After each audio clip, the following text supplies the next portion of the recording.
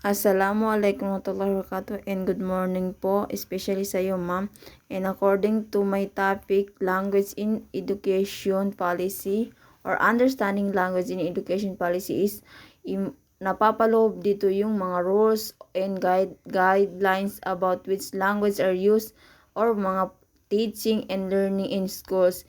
And ang goals dito ay to help student learn and understand lesson and effectively using appropriate language, kasi ito yung pinaka-purpose ng understanding language education policy, kung paano natin gamitin yung language na mas effectively sa mga student at para maunawaan nila kung ano yung mga lesson nila. And for example, sa Pilipinas, the mother tongue is, ito yung generally na ginagamit dito sa Pinas kasi Filipino and English. And ito yung nasa main language of instruction in higher grade levels.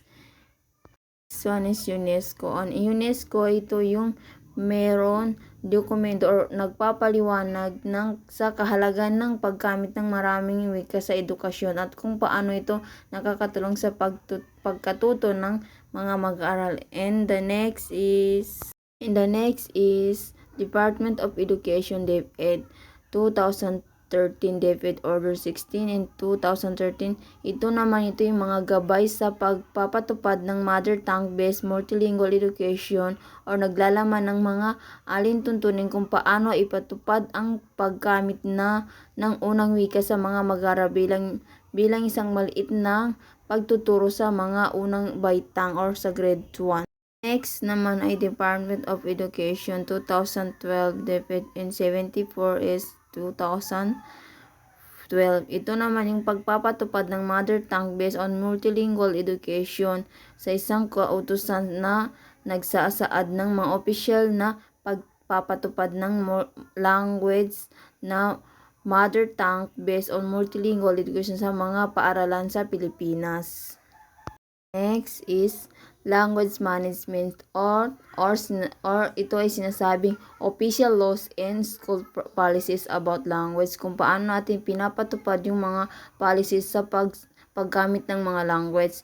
And the next is language practices, how people naturally use language in everyday o kung ano yung ginagamit ng isang tao pang araw-araw sa kanyang buhay or sa daily life.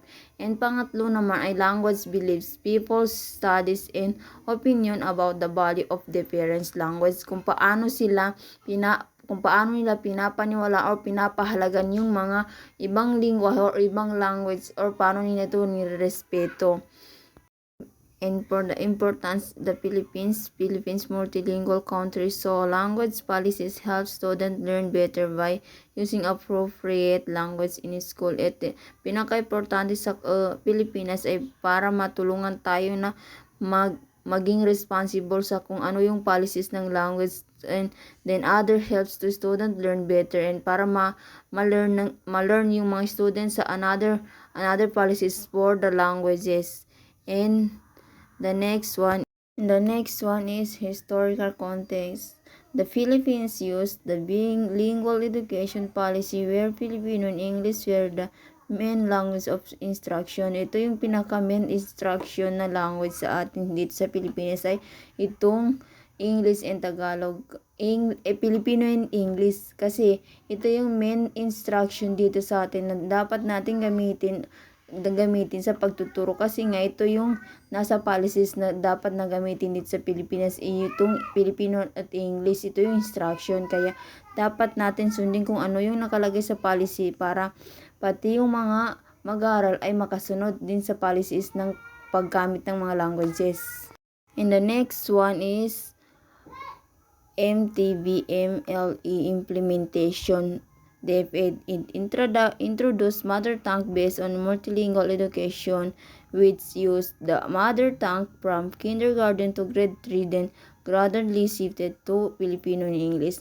At ito rin yung kailangan nating introduce sa mga bata or sa mga student na kailangan nating gamitin na languages is Filipino to English. And according that, sa DepEd, ito yung na-introduce is mother tongue because of ito yung nakalagay sa policies natin ay ang dapat nang gamitin ay Filipino to English, lalo na sa mga from kindergarten to grade 3 kasi ito yung pinaka-effect na maintindihan nila sa ating pagtuturo na mga teacher. Kaya dapat tayong sumunod sa policies kung ano yung nakalagay na dapat nating gamitin na languages para mas effective yung pagtuturo natin sa mga bata. And that's all my part, ma'am.